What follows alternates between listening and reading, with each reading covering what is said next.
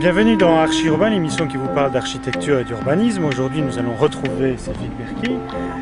Dans une émission précédente, on a parlé de KBC, grosse industrie. Ici, on va parler logement, parce que donc l'atelier d'art urbain ne fait donc pas que des bureaux, il fait également des logements. Explique-nous un peu le cas du bâtiment qui est juste derrière nous. Dans le cas des ensembles de construction de bureaux le long de l'avenue du Port, il était prévu dans le plan d'ensemble de construire des logements dans les rues à côté, derrière, avoisinantes. C'est ça. Et celui-ci de Nestor Martin, qui est l'ancienne usine Nestor Martin, c'est une ancienne usine, abandonnée à l'époque, a fait l'objet d'un des programmes, parce qu'il y en a eu plusieurs dans le quartier. Celui-ci a la particularité que c'est un immeuble industriel à plusieurs étages que nous avons transformé en logements sociaux, puisque ce sont des logements subsidiés par la Société de développement région bruxelloise, de la région bruxelloise, donc qui comporte 7000 m² de logements, une petite partie construction nouvelle, une grande partie rénovation de l'ancien bâtiment, auquel vous verrez avec la façade arrière, nous avons ajouté des nouvelles cages d'escalier et d'ascenseurs qui nous a permis de faire que des logements traversants, c'est-à-dire ayant double façade, une façade à rue et vous verrez une façade sur la cour intérieure avec toutes les terrasses orientation plein sud.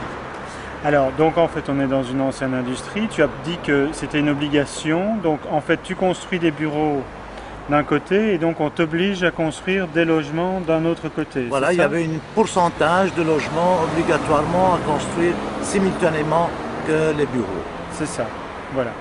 Donc on va aller voir la façade arrière tout de suite alors, comme ça on va voir de quoi on parle. Donc il y a combien de logements ici, tu te souviens? Il y a 7000... Il y a à peu près 80 logements. 80 logements, donc des nouveaux logements, puisque c'était une industrie, traversant, donc il traverse l'entièreté du bâtiment pour arriver. Alors d'un côté, dans la rue d'où l'on vient, qui était assez calme, on a quoi, plutôt les chambres. Plutôt les chambres.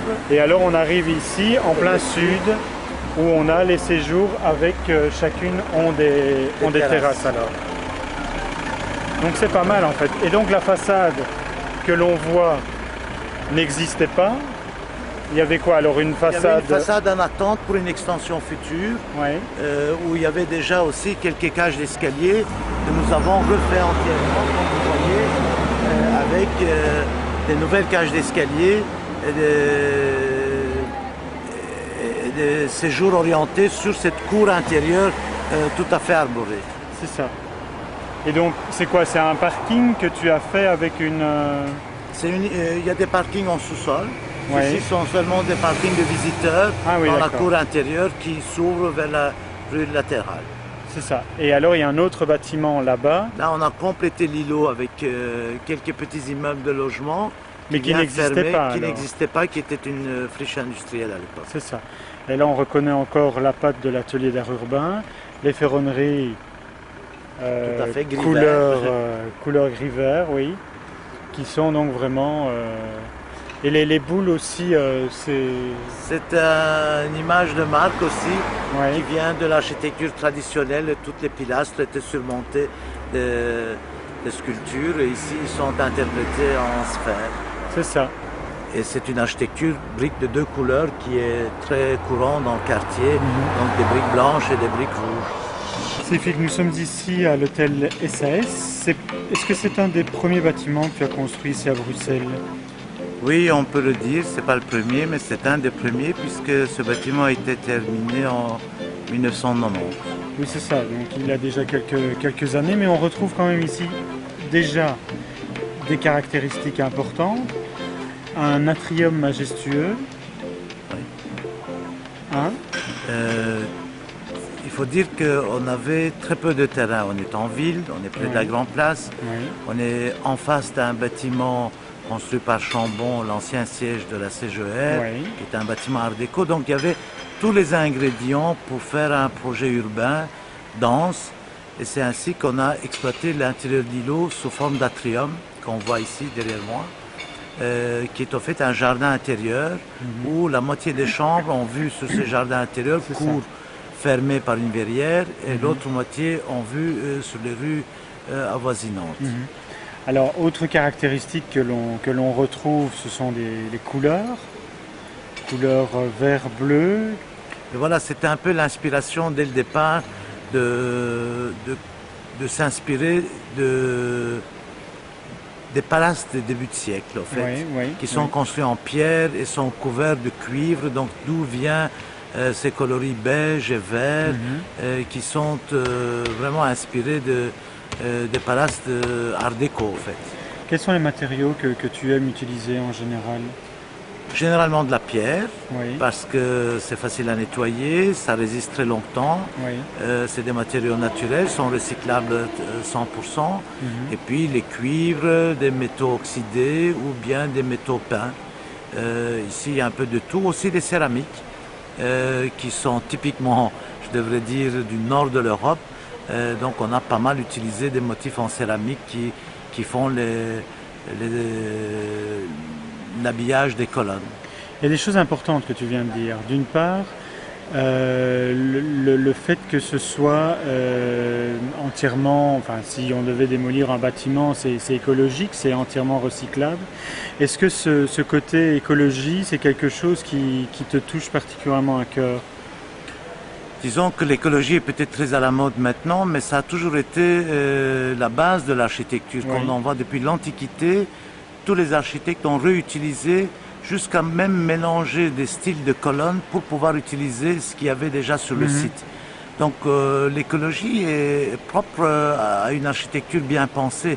En fait, quand on veut construire pour longtemps, il faut utiliser des matériaux durables.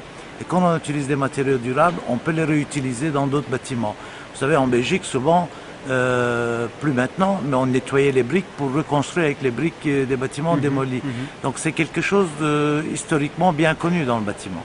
On peut clairement dire que nous avons eu la volonté de construire un langage architectural qui est une interprétation personnelle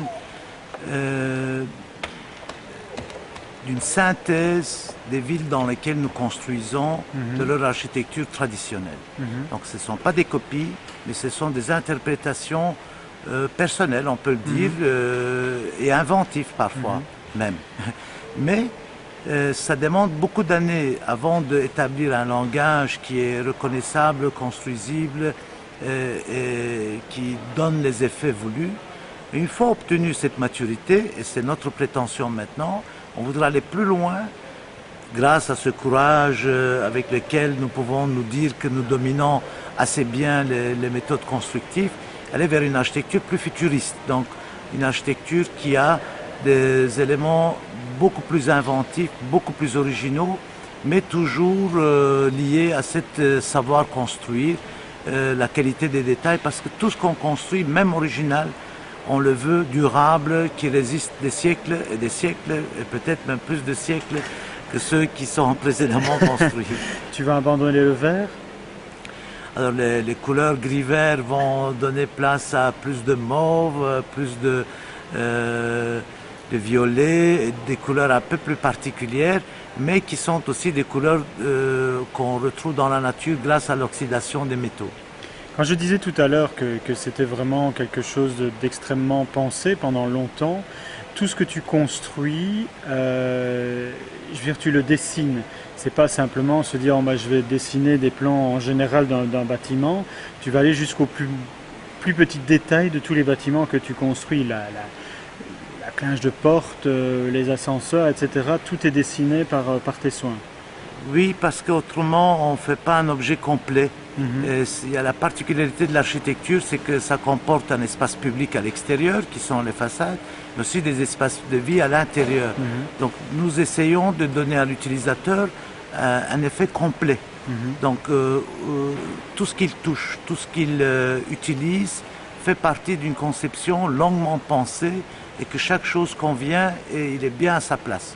Et bon, ça c'est un peu l'ambition des architectes qui essayent de créer un style, mais c'est pas parce qu'il y a un style qu'elle ne correspond pas pendant longtemps à une utilisation journalière. Raconte-nous un peu un détail qui pour moi est intéressant au niveau écologie et au niveau bien pensé, cette histoire de femme d'ouvrage, ce triple éclairage en fait. Du fait que depuis quelques années nous organisons le financement de nos propres conceptions, on arrive à aller beaucoup plus loin que précédemment, donc d'intégrer l'ensemble des concepts énergétiques et d'investissement, parce que ce n'est pas seulement une idée sur ce qu'il faut construire, comment il faut construire, mais aussi une idée de comment on peut les financer, comment on peut les réaliser. Donc on a été assez loin dans la réflexion, et vous verrez les derniers bâtiments qu'on terminera dans l'année qui vient. Ce sont des bâtiments qui vont jusqu'à 70%, 70% d'économie d'énergie par rapport à tous les autres bâtiments construits, comportent des systèmes d'éclairage basés sur le LED, qui sont de nouvelles appareils d'éclairage qui consomment beaucoup moins que toutes les autres, mais aussi un système d'éclairage qui permet d'éclairer moins le bâtiment pendant le nettoyage. On éclaire moins le bâtiment quand il y a suffisamment de lumière à l'extérieur. On va jusqu'à énergie, par exemple solaire, qu'on pense ne pas être rentable en Belgique, mais ça l'est. On va jusqu'à échange de température avec le sol, ce qu'on appelle le géothermie, surisolation et récupération de la chaleur de l'air vicié de bâtiment pour mettre cette énergie dans l'air frais qu'on va mettre dans le bâtiment. Donc on va très très loin, mais basé sur un système de financement de ce surcoût à travers des institutions bancaires qui sont maintenant très sensibles à ce type d'investissement. Eh bien, Cédric, je te remercie pour cette visite guidée et je te souhaite bonne continuation. Mais bon, le succès étant déjà là, je pense que la continuation, elle est déjà acquise.